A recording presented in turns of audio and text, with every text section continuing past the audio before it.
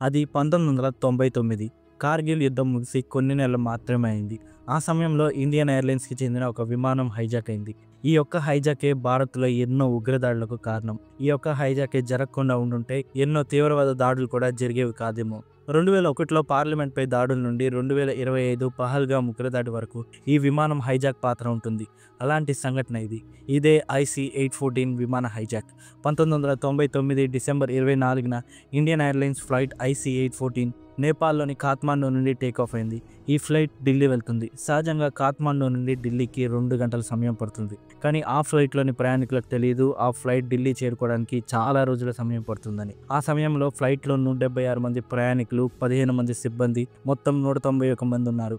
Flight takeoff అయిన కొంతసేపటికి 5గురు మనుషులు ఒక్కసారిగా పైకి లేచి తుపాకులు పట్టుకొని అందరినీ బెదిరించి ఫ్లైట్‌ని హైజాక్ చేశారు. ఈ హైజాకర్లు ప్రయాణికులను విడిచిపెట్టడానికి ఇండియన్ గవర్నమెంట్ నుండి $200 మిలియన్ డిమాండ్ చేశారు. అంటే సుమారు 1500 కోట్ల రూపాయలు. వాటితో పాటు మరికొన్ని డిమాండ్స్ని కూడా హైజాకర్లు భారత ప్రభుత్వం ముందుంచారు. ఇండియాలో జైళ్లలో ఉన్న కొంతమందిని రిలీజ్ చేయమని డిమాండ్స్ పెట్టారు.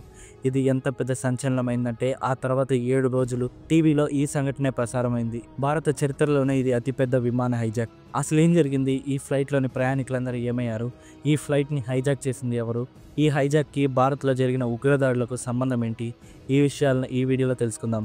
మరి ఇంకెందుకు ఆలస్యం, బెటర్ వీడియోలోకి వెళ్ళిపోదాం. Since Indian Airlines flight IC-814 embarked on the fateful journey from Kathmandu to Delhi. Indian airlines IC-814 विमान इंडियन एयरलाइंस के विमान IC-814 के अपहरण के 20 साल हो गए. IC-814 hijacking is concerned. That denial doesn't carry any weight. We will publish it when time comes. On the 24th of December 1999, an Indian Airlines flight number IC-814 was supposed to carry 179 passengers and 11 crew members from Kathmandu in Nepal to New Delhi. Known to be the longest hijack in Indian aviation history, the incident dominated front pages of every newspaper at the turn of the millennium.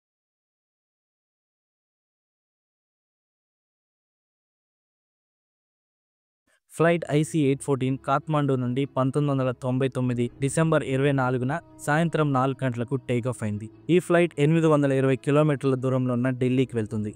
ఢిల్లీకి చేరుకోవడానికి 1 గంట 45 నిమిషాల సమయం పడుతుంది. Takeoff అయిన 9 నిమిషాల తర్వాత ఫ్లైట్లోని ప్యాసింజర్స్కి food serve చేయడం మొదలుపెట్టారు. అలా ప్యాసింజర్స్ అందరూ లంచ్ చేస్తున్న సమయంలో ఒక వ్యక్తి లేచి ఫుడ్ సర్వ్ చేస్తున్న ఎయిర్ హోస్టెస్ తలపై గన్ పెట్టాడు. వెంటనే సీట్స్లో కూర్చున్న మరో 4 వ్యక్తులు మాస్కులు ధరించి ఒక్కసారిగా పైకి లేచారు. ఆ వ్యక్తులు ఒక్కసారిగా ప్యాసింజర్స్ యొక్క ఫుడ్ని కింద పడేయటం మొదలుపెట్టారు. ఒక్కసారిగా ఏం జరుగుతుందో ఎవరికి అర్థం కాలేదు. వీరి దగ్గర తుపాకీలు, పేలుడు పదార్థాలు ఉన్నాయి. ఇవన్నీ చూపించి ఎవరిని కదలొద్దు అని ఆదేశించారు. వెంటనే ఆ 5గురు వ్యక్తులు ఫ్లైట్ని హైజాక్ చేసినట్లు ప్రకటించారు. వెంటనే ఆ వ్యక్తులు కాక్పిట్లోకి వెళ్లి పైలట్ తలపై గన్ పెట్టి విమానాన్ని పశ్చిమ వైపుకు నడిపించాలని ఆదేశించాడు. ఇండియాలో ఎక్కడ విమానాన్ని ల్యాండ్ చేయకూడదని ఆదేశించాడు. హైజాకర్లు ఫ్లైట్ని పాకిస్తాన్కి తీసుకువెళ్లాలని అనుకున్నారు. అలా ఈ ఫ్లైట్ ఢిల్లీ నుండి పాకిస్తాన్లోని లాహోర్ వైపుకు వెళ్తుంది. కానీ పాకిస్తాన్ ఎయిర్ ట్రాఫిక్ కంట్రోల్ ఈ ఫ్లైట్ ల్యాండ్ అవడానికి అస్సలు అనుమతించలేదు. సాయంత్రం 4 గంటల 40 నిమిషాలకు ఈ ఫ్లైట్ హైజాక్ అయిందనే విషయం ఇండియన్ ఎయిర్ ట్రాఫిక్ కంట్రోల్ వారికి తెలిసింది.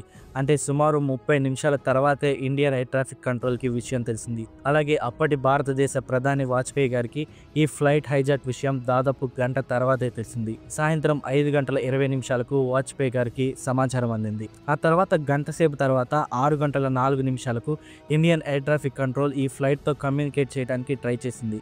ఇండియన్ ఎయిర్ ట్రాఫిక్ కంట్రోల్ ఆఫీసర్స్కి సమాచారం అందిన గంట 30 నిమిషాల తర్వాత మాత్రమే కమ్యూనికేషన్ మొదలుపెట్టారు. ఆ సమయంలో కెప్టెన్ ఫ్లైట్లో ఫ్యూయల్ తక్కువగా ఉంది కానీ లాహోర్లో ల్యాండింగ్కి పర్మిషన్ లేదని చెప్పాడు. కెప్టెన్ పాకిస్తాన్లో ల్యాండింగ్కి పర్మిషన్ ఇప్పించమని ఇండియన్ ఎయిర్ ట్రాఫిక్ కంట్రోల్తో చెప్పాడు. లాహోర్లో పర్మిషన్ రాకపోవడంతో ఒక పక్క హైజాకర్స్ ప్యాసింజర్స్ని చంపేస్తామని బెదిరిస్తున్నారు. సాయంత్రం 6 గంటల 30 నిమిషాలకు ఇండియన్ హై కమిషనర్ పాకిస్తాన్ అధికారులతో ల్యాండింగ్కి అనుమతించమని కోరారు. కానీ పాకిస్తాన్ అధికారులు అందుకు నిరాకరించారు. మరోపక్క ఫ్లైట్లో ఫ్యూయల్ తగ్గిపోతుంది. దీంతో చేసేదేమీ లేక పైలట్ హైజాకర్స్తో మాట్లాడాడు. ఫ్లైట్లో ఫ్యూయల్ చాలా తక్కువగా ఉందని, ఎక్కడో ఫ్లైట్ని ల్యాండ్ చేయాలని హైజాకర్స్తో కెప్టెన్ చెప్పాడు. అలా చాలాసేపు అడిగిన తర్వాత చివరికి హైజాకర్స్ రీఫ్యూయలింగ్ కోసం ఫ్లైట్ని అమృత్సర్లో ల్యాండ్ చేయడానికి ఒప్పుకున్నారు. నిజానికి ఇది హైజాకర్స్కి అస్సలు ఇష్టం లేదు. ఎందుకంటే వారు హైజాక్ చేసింది ఒక ఇండియన్ ఫ్లైట్. కానీ ఇండియాలోనే ఫ్లైట్ ల్యాండ్ అయితే ఖచ్చితంగా భారత ప్రభుత్వానికి ఫ్లైట్ని తిరిగి కంట్రోల్లోకి తీసుకునే అవకాశం ఉంది. అయినప్పటికీ చేసేదేమీ లేక అమృత్సర్లో ల్యాండింగ్కి ఒప్పుకున్నారు. ఈ పరిస్థితి భారత ప్రభుత్వానికి కొంచెం అనుకూలంగా ఉంది. దీన్ని ఉపయోగించుకొని ఇండియన్ ఫోర్సెస్ సమర్థవంతంగా ఫ్లైట్ని కంట్రోల్లోకి తీసుకోగలరు. బట్ అలా జరగలేదు. నిజానికి ఆ తర్వాత జరిగింది మాత్రం అతిపెద్ద చారిత్రక తప్పిదం. ఇక్కడే భారత అధికారులు చాలా తప్పులు చేశారు. రాత్రి 7 గంటల సమయంలో ఫ్లైట్ అమృత్సర్లో ల్యాండ్ అయింది. వెంటనే ఫ్లైట్ని రీఫ్యూయల్ చేయమని కెప్టెన్ ఇండియన్ ఆఫీసర్స్ని కోరాడు. ఆశ్చర్యకరమైన విషయం ఏంటంటే ఈ విషయం పంజాబ్ డీజీపీకి ఫ్లైట్ ల్యాండ్ అవడానికి కేవలం 1 గంట ముందే తెలిసింది. అది కూడా అధికారుల నుండి కాదు. ఈ విషయాన్ని టీవీ ద్వారా తెలుసుకున్నాడు. ఇక్కడే అర్థమవుతుంది ఈ సిచ్యువేషన్లో ఎంత పెద్ద కమ్యూనికేషన్ ఫెయిల్యూర్ జరిగిందని. ఈయన ఈ ఆపరేషన్ చేయాల్సిన ముఖ్యమైన వ్యక్తి. బట్ తనకి కూడా టీవీ ద్వారానే విషయం తెలిసింది. ఈ ఫ్లైట్ ల్యాండ్ అవ్వగానే ఒక క్రైసిస్ మేనేజ్మెంట్ టీమ్ని ఫామ్ చేశారు. ఈ టీం యొక్క లక్ష్యం ఫ్లైట్ టేక్ ఆఫ్ని వీలైనంతసేపు డిలే చేయడం. ఇలా చేయడం వల్ల ఆపరేషన్ చేయాల్సిన కమాండోస్ ఎయిర్పోర్ట్కి చేరుకోగలరు. అలాగే ఆపరేషన్ చేయడం కోసం సరైన వ్యూహాన్ని సిద్ధం చేయడానికి సమయం దొరుకుతుంది. బట్ ఫ్లైట్ లోపల పరిస్థితి మాత్రం వేరు. హైజాకర్స్ త్వరగా రీఫ్యూయల్ చేసి టేక్ ఆఫ్ అవ్వకపోతే ప్యాసింజర్స్ని చంపుతామని బెదిరించారు. దీంతో రీఫ్యూయలింగ్ చేయమని కెప్టెన్ మరోసారి కోరాడు. 5 నిమిషాలు, 10 నిమిషాలు, 15 నిమిషాలు ఇలా సమయం గడిచిపోతూనే ఉంది, కానీ రీఫ్యూయలింగ్ మాత్రం స్టార్ట్ కాలేదు. దీంతో హైజాకర్స్ లోపల ఒక ప్యాసింజర్ మీద అటాక్ చేశారు. దీంతో కెప్టెన్ రీఫ్యూయల్ చేయమని మళ్ళీ కోరాడు. 45 నిమిషాల తర్వాత క్రైసిస్ మేనేజ్మెంట్ గ్రూప్ ఒక ప్లాన్ని సిద్ధం చేసింది. రీఫ్యూయలింగ్ని అడ్వాంటేజ్గా తీసుకొని ఆపరేషన్ చేయాలని అనుకున్నారు. ఫ్యూయల్ ట్యాంక్లో పంజాబ్ పోలీస్ ఆఫీసర్స్ని ఉంచాలని అనుకున్నారు. ఈ పోలీస్ ఆఫీసర్స్ ట్యాంకర్లో నుండి ఫ్లైట్ టైర్స్ని పంచర్ చేయాలనేదే ఈ ప్లాన్. ఇలా టైర్స్ని పంచర్ చేస్తే ఫ్లైట్ మళ్ళీ టేక్ ఆఫ్ అవ్వలేదు. ప్లాన్లో ట్యాంకర్ని ఫ్లైట్కి ముందు అడ్డంగా ఆపాలని అనుకున్నారు. బట్ ఈ ప్లాన్ ప్రాక్టికల్గా ఫెయిల్ అయింది. దీనికోసం ఒక ట్యాంకర్ని ఫ్లైట్ వైపు పంపించారు. బట్ ఆ ట్యాంకర్ డ్రైవర్ చాలా పెద్ద తప్పు చేశాడు. డ్రైవర్ చాలా స్పీడ్గా ఫ్లైట్ వైపు వెళ్ళాడు. దీంతో ఏటీసీ ఆఫీసర్స్ డ్రైవర్తో స్లో డౌన్ అని చెప్పారు.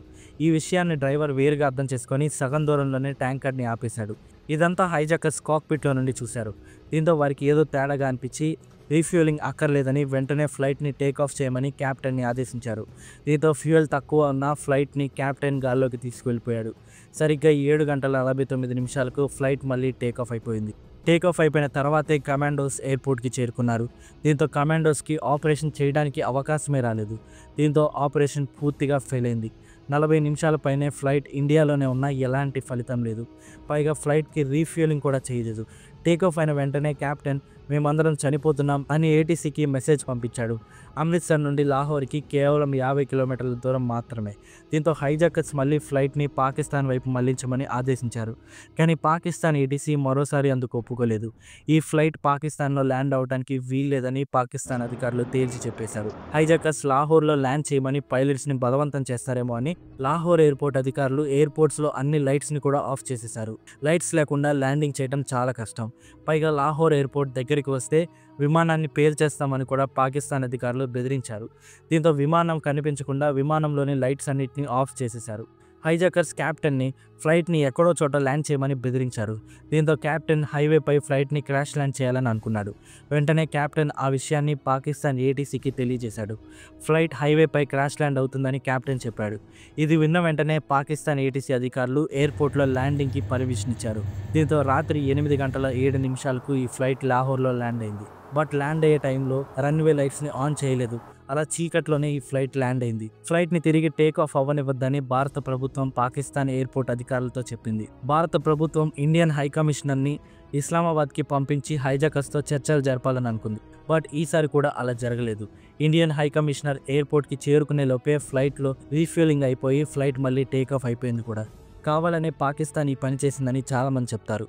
టేక్ ఆఫ్ అయిన వెంటనే ఫ్లైట్ని ఒమన్ వైపుకు నడిపించారు. కానీ ఒమన్లో కూడా ఫ్లైట్ ల్యాండ్ అవ్వడానికి పర్మిషన్ ఇవ్వలేదు. దీంతో ఈ ఫ్లైట్ని దుబాయ్లోని అల్ మిన్హాద్ ఎయిర్ బేస్లో ల్యాండ్ చేశారు. అర్ధరాత్రి 3 గంటలకు జరిగిన చర్చల వల్ల హైజాకర్స్ చివరికి 26 మంది ప్రయాణికులను విడిచిపెట్టారు. ఈ ప్రయాణికుల నుండి చాలా ముఖ్యమైన సమాచారాన్ని భారత అధికారులు తెలుసుకున్నారు. ఫ్లైట్ లోపల ప్రయాణికులందరికీ కళ్ళకు గంతలు కట్టారు. దీంతో ప్రయాణికులందరికీ ఏమీ కనిపించలేదు. ప్యాసింజర్స్ చెప్పిన దాని ప్రకారం ఈ ఫ్లైట్లో 5 హైజాకర్స్ ఉన్నారు. వీరు ఒకరినొకరు కోడ్ నేమ్స్తో పిలుచుకుంటున్నారు. ఆ హైజాకర్స్ హెడ్ యొక్క పేరు చీఫ్, అలాగే మిగతా వాళ్ళ పేరు buzzer, doctor, Shankar and Bola. But ఇవి వాళ్ళ ఒరిజినల్ పేర్లు కాదు. ఈ సంఘటన తర్వాత వీరి అసలు పేర్లు బయటకు వచ్చాయి. వీళ్ళ పేర్లు ఇబ్రహీం అఖ్తార్, షాహిద్ అఖ్తార్, సన్నీ అహ్మద్, జహూర్, అలాగే షకీర్. వీరందరూ పాకిస్తాన్కి చెందినవారు. ఈ విషయాలన్నింటినీ బయటకు వచ్చిన ప్యాసింజర్స్ చెప్పారు. బట్ ఇంకా చాలామంది లోపలే ఉన్నారు. అలా ఒకరోజు గడిచిపోయింది. ఫ్లైట్లో పరిస్థితి దారుణంగా మారింది. ఫ్లైట్లో ఫుడ్ కూడా సరిపోలేదు. అయినప్పటికీ ఫ్లైట్ మళ్ళీ టేక్ ఆఫ్ అయింది. ఈసారి ఆఫ్ఘనిస్తాన్కి. 1999 డిసెంబర్ 26న రాత్రి 8 గంటలకు ఫ్లైట్ ఆఫ్ఘనిస్తాన్లోని కాందహార్ ఎయిర్పోర్ట్లో ల్యాండ్ అయింది. ఈ ఫ్లైట్ ల్యాండ్ అవగానే తాలిబాన్ ఇండియన్ గవర్నమెంట్కి అలాగే హైజాకర్స్కి మధ్యలో చర్చలు జరుపుతామని ఆఫర్ ఇచ్చింది. ఆ సమయంలో ఆఫ్ఘనిస్తాన్లో తాలిబాన్ అధికారంలో ఉంది. భారత ప్రభుత్వం ఇండియన్ హై కమిషనర్ని ఇస్లామాబాద్ నుండి మళ్ళీ కాందహార్కి పంపించింది. ఆ తర్వాత 6 రోజుల వరకు ప్యాసింజర్స్ని ఫ్లైట్లోనే ఉంచారు హైజాకర్స్. ఆ 6 రోజులు తాలిబాన్ మెంబర్స్ ఫ్లైట్ చుట్టూ ఆయుధాలతో తిరిగారు. దీనికి కారణం హైజాకర్స్ని భయపెట్టడం కోసమే అని తాలిబాన్ చెప్పినా, బట్ అసలు కారణం హైజాకర్స్పై ఇండియా ఎలాంటి మిలిటరీ ఆపరేషన్ చేయకుండా ఆపటమే. ఈ హైజాకర్స్తో చర్చలు జరపడానికి భారత ప్రభుత్వం ఒక ప్రత్యేక బృందాన్ని కాందహార్కి పంపించింది. అందులో అజిత్ దోవల్ కూడా ఒకరు. అజిత్ దోవల్ చెప్పిన దాని ప్రకారం హైజాకర్స్కి పాకిస్తాన్కి చెందిన ఐఎస్ఐ పూర్తి సహకారం అందిస్తుంది. ఈ సంఘటనలో ఐఎస్ఐ యొక్క ఇన్వాల్వ్మెంట్ లేకపోయి ఉంటే ఇండియా ఎప్పుడో ఈ సమస్యను పరిష్కరించేదని ఆయన చెప్పారు. మరోపక్క ఇండియాలో కూడా పరిస్థితి బాగా ఉత్కంఠంగా మారింది. ఈ ఫ్లైట్కి ఏం జరుగుతుందో అని అందరు టీవీలకు అతుక్కుపోయారు. అది 1999. ఆ సంవత్సరంలోనే ఇండియా పాకిస్తాన్ మధ్య కార్గిల్ యుద్ధం జరిగింది. ఈ ఫ్లైట్ గురించి ఇప్పటికీ చాలా విషయాలు ఎవరికీ సరిగ్గా తెలియదు. అసలు కాఠ్మాండు ఎయిర్పోర్ట్లో సెక్యూరిటీ బ్రీచ్ ఎలా జరిగిందో కూడా ఎవరికీ సరిగ్గా తెలియదు. మరోపక్క హైజాకర్లు ఇండియన్ గవర్నమెంట్ నుండి $200 మిలియన్ డిమాండ్ చేశారు. అంటే సుమారు 1500 కోట్ల రూపాయలు. ఈ డబ్బుతో పాటు 36 మంది ఖైదీలను విడుదల చేయమని డిమాండ్ చేశారు.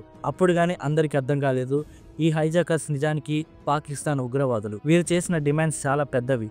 బట్ ప్యాసింజర్స్ యొక్క ఫ్యామిలీ మెంబర్స్ ఎలాగోలా ఈ డిమాండ్స్ని ఫుల్ఫిల్ చేసి ప్యాసింజర్స్ని క్షేమంగా తిరిగి తీసుకురావాలని ప్రభుత్వంపై ఒత్తిడి తెచ్చారు. డిసెంబర్ 27న చర్చలు జరిపే బృందం కాందహార్కి చేరుకుంది. రోజురోజుకి భారత ప్రభుత్వంపై ఒత్తిడి బాగా పెరిగిపోతుంది. ఢిల్లీలో కూడా బాగా నిరసనలు మొదలయ్యాయి. ఇండియన్ ఫోర్సెస్ ఆపరేషన్ చేయడానికి తాలిబాన్ నిరాకరించింది. దానికి బదులు ఇండియా తరపున చర్చలు జరుపుతామని తాలిబాన్ చెప్పింది. అలా కొన్ని రోజుల వరకు చర్చలు జరిగాయి.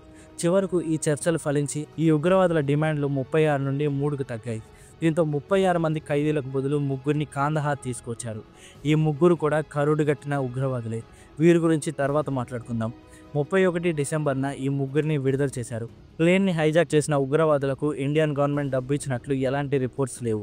సో జస్ట్ 3 ప్రిజనర్స్ని మాత్రమే రిలీజ్ చేశారు. ఈ ఉగ్రవాదులు కూడా మెల్లిగా ప్యాసింజర్స్ని విడుదల చేశారు. ప్యాసింజర్స్ని విడుదల చేసిన తర్వాత ఉగ్రవాదుల్ని తాలిబాన్ అరెస్ట్ చేస్తుందని ఇండియన్ గవర్నమెంట్ అనుకుంది. బట్ తాలిబాన్ అలా చేయలేదు. హైజాక్ చేసిన ఉగ్రవాదులను అలాగే విడుదలైన ఉగ్రవాదులను తాలిబాన్ పాకిస్తాన్ బార్డర్కు తీసుకువెళ్ళి పాకిస్తాన్లోకి వదిలేశారు. దీన్ని బట్టి అర్థమవుతుంది ఈ సంఘటనలో పాకిస్తాన్, ఆఫ్ఘనిస్తాన్ ఇన్వాల్వ్మెంట్ బాగా ఉందని. మరొక పక్క ఒక ప్యాసింజర్ మాత్రమే చనిపోయారు. మిగిలిన వారంతా క్షేమంగా తిరిగి వచ్చారు. కొంతమంది గాయపడ్డారు కూడా. చాలామంది ఆకలితో ఉన్నారు. చివరికి 31 డిసెంబర్న వీరంతా క్షేమంగా భారతదేశానికి తిరిగి వచ్చారు. ఈ మొత్తం సంఘటనలో ఇండియాలోని క్రైసిస్ మేనేజ్మెంట్ టీం పూర్తిగా ఫెయిల్ అయింది. ఫ్లైట్ ఇండియాలో ల్యాండ్ అయినప్పటికీ ఇండియన్ ఫోర్సెస్ ఏమీ చేయలేకపోయారు. దీంతో అప్పటి భారత ప్రభుత్వంపై తీవ్ర విమర్శలు వచ్చాయి. ఇక్కడ జరిగిన అతిపెద్ద తప్పు ఫ్లైట్ ఇండియాలోనే ఉన్నప్పుడు జరిగిన కమ్యూనికేషన్ గ్యాప్. ఆఫ్ఘనిస్తాన్ గడ్డపై ఇండియన్ ఆఫీసర్స్ పెద్దగా చర్చించేది కూడా ఏమీ ఉండదు. సో ఇండియన్ నెగోషియేషన్ టీం ఏమీ చేయలేకపోయారు. మిలిటరీ ఆపరేషన్కి కూడా తాలిబాన్ ఒప్పుకోలేదు. తాలిబాన్ కూడా ఒక తీవ్రవాద సంస్థే. సో తాలిబాన్ గడ్డపై పాకిస్తాన్ ఉగ్రవాదులకు తాలిబాన్ హెల్ప్ చేసింది. సో అసలు తప్పు జరిగింది ఇండియాలో ప్లేన్ ల్యాండ్ అయినప్పుడు దాన్ని కంట్రోల్లోకి తీసుకోకపోవడం వల్లే. వీటికి తోడు పాకిస్తాన్, ఆఫ్ఘనిస్తాన్ ఈ సంఘటనలో పరోక్షంగా ఇన్వాల్వ్ అయి ఉన్నాయి. ఈ హైజాకింగ్ గురించి పాకిస్తాన్ అలాగే తాలిబాన్కి ముందే తెలుసు. అంతేకాదు పాకిస్తాన్ యొక్క ఐఎస్ఐ కూడా నేరుగా ఇందులో ఇన్వాల్వ్ అయింది కూడా. అమృత్సర్లో ప్లేన్ ల్యాండ్ అయినప్పుడు రుపిన్ కతియాల్ అనే ప్యాసింజర్పై ఉగ్రవాదులు దాడి చేశారు. ఈ దాడుల్లో ఈ ప్యాసింజర్ చనిపోయాడు కూడా. దుబాయ్లో ఇతని బాడీని ప్లేన్ నుండి దింపేశారు. ఈ అటాక్ వెనుక ఉన్న వ్యక్తి రౌఫ్ అజర్. ఇతను ఒక కరుడుగట్టిన ఉగ్రవాది. ఎన్నో ఉగ్రవాద సంస్థలతో ఇతనికి సంబంధాలున్నాయి. ఇతన్ని భారత సైన్యం ఆపరేషన్ సింధూర్లో చేసిన దాడుల్లో లేపేసింది. ఇక ఈ హైజాక్ చరిత్రలో కీలక సంఘటనగా మారడానికి కారణం భారత ప్రభుత్వం రిలీజ్ చేసిన ఖైదీలు. ఇండియా రిలీజ్ చేసిన 3 ఖైదీలు ఒమర్ షేక్, మసూద్ అజర్, ముస్తాక్ అహ్మద్. ఈ 3 అత్యంత దుర్మార్గులు. ఈ 3 ఎప్పటి నుండో ఉగ్రవాద సంస్థలతో సంబంధాలున్నాయి. వీరిలో ముఖ్యమైన వాడు మసూద్ అజర్. ఇతను ఒక ఉగ్రవాద సంస్థను స్థాపించి ఇండియాపై ఎన్నో ఉగ్రదాడులు చేపించాడు. 2001లో ఢిల్లీ పార్లమెంట్పై దాడులు, 2008లో ముంబైలో దాడులు, 2016లో పఠాన్కోట్ ఎయిర్ బేస్పై దాడి, 2019లో పుల్వామా దాడి, అన్నిటికీ ఇతడే కారణం. 2025లో జరిగిన పహల్గామ్ ఉగ్రదాడిలో కూడా ఇతని పాత్ర ఉంది. ఈ వ్యక్తిని 1994లో భారత ప్రభుత్వం అరెస్ట్ చేసింది. ఇతన్ని విడిపించడానికి పాకిస్తాన్ ఎన్నో ప్రయత్నాలు చేసింది. 1995లో ఉగ్రవాదులు 5 ఫారెన్ టూరిస్ట్ని కిడ్నాప్ చేశారు. వీరిని విడుదల చేయడానికి మసూద్ని విడుదల చేయాలని డిమాండ్ చేశారు. బట్ ఇలాంటి వాటిని ఇండియా అస్సలు పట్టించుకోలేదు. దీంతో ఇతను ఇండియా జైల్లోనే ఉన్నాడు. బట్ ఈ హైజాక్ ద్వారా మళ్ళీ బయటకు వచ్చి ఎన్నో దాడులకు పాల్పడ్డాడు. ఇక మిగతా ఇద్దరు కూడా ఉగ్రవాద సంస్థలతో బాగా గట్టి సంబంధాలున్న వ్యక్తులే. వీరిద్దరు కూడా ఇండియాపై జరిగిన ఉగ్రదాడుల్లో పాత్రదారులే. ఈ హైజాక్ వల్లే వీరంతా బయటకు వచ్చారు. అందుకే ఈ విమాన హైజాక్ చరిత్రలో ఒక ముఖ్య సంఘటనగా మిగిలిపోయింది. నిజానికి ఫ్లైట్ హైజాక్స్ని హ్యాండిల్ చేయడం చాలా కష్టం. ఎందుకంటే ఫ్లైట్లోని వారిని హైజాకర్స్ చంపేయచ్చు లేదా ప్లేన్ని కూల్ చేయొచ్చు కూడా. సో హైజాకర్స్తో నెగోషియేషన్స్ చేయడం, ప్యాసింజర్స్ని కాపాడటం కోసం మిలిటరీ ఆపరేషన్ చేయడం అంత ఈజీ కాదు. దీని గురించి మీరేం అనుకుంటున్నారో ఖచ్చితంగా కామెంట్ చేయండి. So that's the story. మళ్ళీ కలుద్దాం మరొక ఇంట్రెస్టింగ్ వీడియోతో. వీడియో నచ్చితే ఖచ్చితంగా లైక్ చేసి మా ఛానల్ని సబ్స్క్రైబ్ చేసుకోండి. Thanks for watching. జై హింద్.